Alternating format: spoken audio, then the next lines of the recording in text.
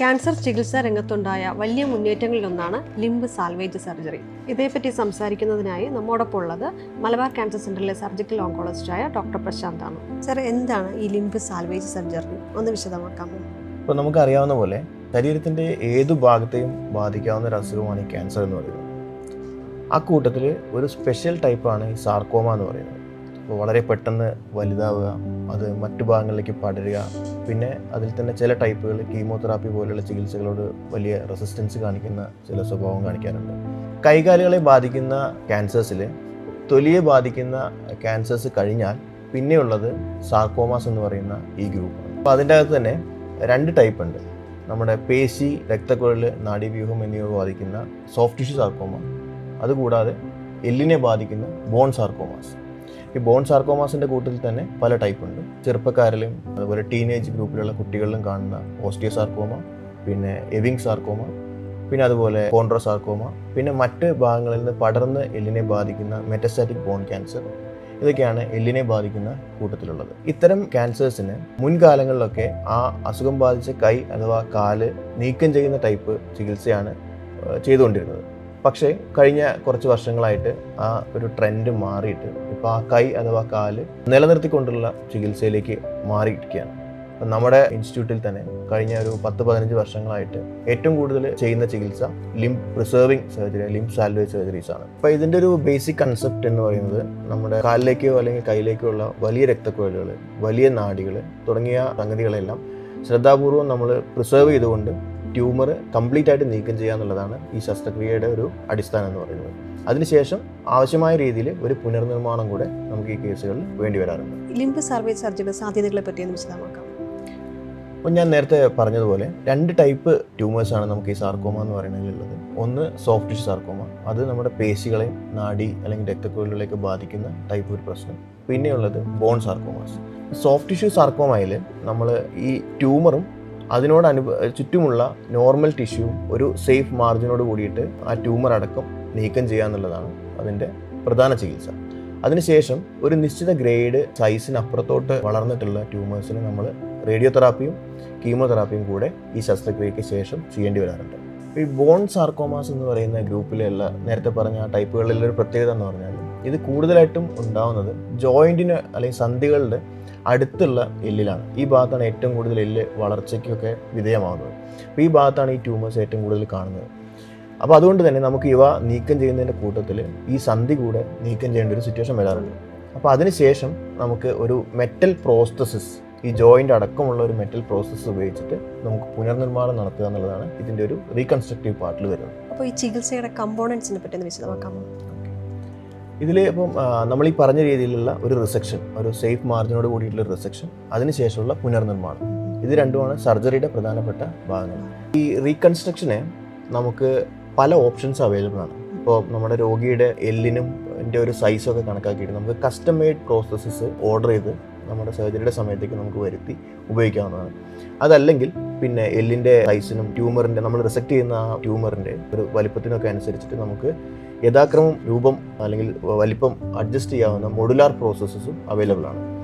പിന്നെ നമ്മൾ വളരെ ചെറിയ കുട്ടികളിലാണ് ഈ സർജറി വേണ്ടി വരുന്നതെങ്കിൽ അപ്പോൾ അവർക്കൊക്കെ വരും വർഷങ്ങളിൽ എല്ലിൻ്റെ നീളം കൂടാനും ഒക്കെ വളർച്ചയുടെ ഭാഗമായിട്ട് കൂടാൻ സാധ്യതയുണ്ട്. അപ്പോൾ ഇത്തരം ആളുകൾക്ക് നമുക്ക് എക്സ്പാൻഡബിൾ പ്രോസസ്സ് എന്ന് പറയുന്ന ഒരു ഓപ്ഷൻ കൂടെ അവൈലബിൾ ആണ്. ഈ എക്സ്പാൻഡബിൾ പ്രോസസ്സിന് തന്നെ പല ടൈപ്പ് ഉണ്ട്. നമുക്കത് മാനുവലി അഡ്ജസ്റ്റ് ചെയ്യുന്ന ടൈപ്പ് ഉണ്ട്, മാഗ്നറ്റിക് മെക്കാനിസം ഉപയോഗിച്ച് വർക്ക് ചെയ്യുന്ന പ്രോസസ്സ് ഉണ്ട്.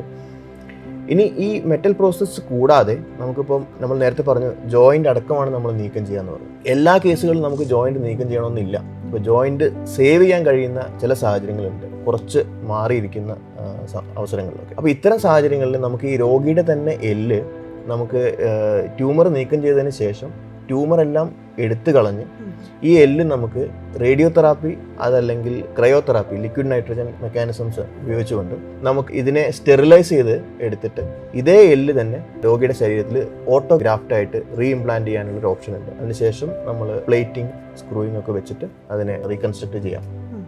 ഇനി ഈ കൂട്ടത്തിൽ തന്നെ നമ്മുടെ കുറച്ചുകൂടെ ചലഞ്ചിങ് ആയിട്ടുള്ള ഒരു ടൈപ്പ് എന്ന് പറയുന്നത് ഇടുപ്പെല്ലിനെ ബാധിക്കുന്ന ട്യൂമേഴ്സാണ്. നമ്മുടെ ഹിപ്പ് ജോയിൻറ്റിൻ്റെ അറൗണ്ട് അല്ലെങ്കിൽ അതിൻ്റെ മേലോട്ടുള്ള ഇടുപ്പെല്ലിനെ ബാധിക്കുന്നത്. അപ്പോൾ ഇത്തരം സാഹചര്യങ്ങളിൽ നമ്മൾ കാല് നിലനിർത്തിക്കൊണ്ട് ഓപ്പറേഷൻ ചെയ്യുമ്പോൾ അതിനെ നമ്മൾ വിളിക്കുന്നത് ഇൻറ്റേർണൽ ഹെമിപെൽവിക്ടമി എന്നാണ്. അപ്പം ഇത്തരം സാഹചര്യങ്ങളിലൊക്കെ നമ്മൾ എടുത്തു മാറ്റുന്ന എല്ലിൻ്റെ വലിപ്പം ഓരോ ആളുകളിലും ചിലപ്പോൾ വ്യത്യാസപ്പെടാം. അപ്പോൾ അതനുസരിച്ച് നമുക്ക് പ്രത്യേകമായി 3D പ്രിൻറ്റിംഗ് വഴിയൊക്കെ രൂപപ്പെടുത്തിയിട്ടുള്ള പ്രോസസ്സ് ഉപയോഗിച്ചിട്ട് നമുക്ക് റീകൺസ്ട്രക്ഷൻ ചെയ്യേണ്ടി വരാറുണ്ട്. പിന്നെ ഇതിൻ്റെ ഒരു എക്സ്റ്റെൻഡഡ് ആയിട്ടുള്ള ട്രീറ്റ്മെൻറ്റ് സ്റ്റെപ്സ് എന്ന് പറയുന്നത് ചില സാഹചര്യങ്ങളിൽ എസ്പെഷ്യലി നമുക്ക് ഈ കുട്ടികളിലൊക്കെ കാണുന്ന അല്ലെങ്കിൽ ചെറുപ്പക്കാരിൽ കാണുന്ന ഓസ്റ്റിയോസാർക്കോമ എന്ന് പറയുന്ന ഗ്രൂപ്പിൽ നമുക്ക് പലപ്പോഴും ശ്വാസകോശത്തിലൊക്കെ അസുഖം പടർന്ന് കാണാറുണ്ട്. അപ്പോൾ ഇത്തരം സാഹചര്യങ്ങളിൽ ഇതെല്ലാം കീമോതെറാപ്പിയോട് കുറച്ചുകൂടി നല്ല പ്രതികരണ ശേഷിയുള്ള ടൈപ്സ് ആയതുകൊണ്ട് നമുക്ക് ശ്വാസകോശത്തിലെ ട്യൂമറും കൂടെ നമുക്ക് സർജറിയുടെ സമയത്ത് നീക്കം ചെയ്യാൻ പറ്റാറുണ്ട്. പിന്നെ വളരെ അപൂർവമായിട്ട് നമുക്ക് ഒരു ഭാഗം രക്തക്കുഴലിൻ്റെ ഒരു ഭാഗം നാഡിയുടെ ഒരു ഭാഗം ഒക്കെ നീക്കം ചെയ്യേണ്ടി വരികയാണ്. അതല്ലെങ്കിൽ കുറച്ചധികം പേശിയോ തൊലിയൊക്കെ നീക്കം ചെയ്യേണ്ടി വരികയാണെങ്കിൽ ചിലപ്പോൾ നമുക്ക് റീകൺസ്ട്രക്ഷൻ്റെ ഭാഗമായിട്ട് പ്ലാസ്റ്റിക് സർജറി ചെയ്തിട്ട് ഈ രക്തക്കുഴലിനെ നാഡിയൊക്കെ പുനർനിർമ്മിക്കുക. അതല്ലെങ്കിൽ കുറച്ച് സമീപത്തു നിന്നോ മറ്റു ഭാഗങ്ങളിൽ നിന്നോ പേശി ഫ്ലാപ്പായി കൊണ്ടുവന്നിട്ട് അതിനെ പുനർനിർമ്മിക്കേണ്ടിയൊക്കെ സാഹചര്യങ്ങൾ ചില സമയങ്ങളിൽ ഉണ്ടായിട്ടുണ്ട്. ഇപ്പോൾ പറഞ്ഞ പോലെ മറ്റ് ചികിത്സാ രീതികൾ കൂടെ ഇതിലോട്ട് ഇൻവോൾവ് ചെയ്യുന്നുണ്ടെന്ന് പറഞ്ഞല്ലോ, അതേപ്പറ്റി ഒന്ന് വിശദീകരിക്കാം. അപ്പോൾ എപ്പോഴും നമ്മുടെ ട്രീറ്റ്മെൻറ്റിൻ്റെ സക്സസ് എന്ന് പറയുന്നത് ഒട്ടുമിക്ക കേസുകളും സർജറി മാത്രമല്ല. സർജറി ആണ് പലപ്പോഴും മെയിൻ സ്റ്റേ ഓഫ് ട്രീറ്റ്മെൻറ്റ്. പക്ഷേ നമുക്ക് ഇതിൻ്റെ ഭാഗമായിട്ട് നേരത്തെ പറഞ്ഞ പോലെ ECRT ബയോളജിക്കൽ റീകൺസ്ട്രക്ഷന് വേണ്ടി ചിലപ്പം ECRT എന്ന് പറയുന്ന റേഡിയോതെറാപ്പി ടെക്നിക്ക് വേണ്ടി വരാറുണ്ട്.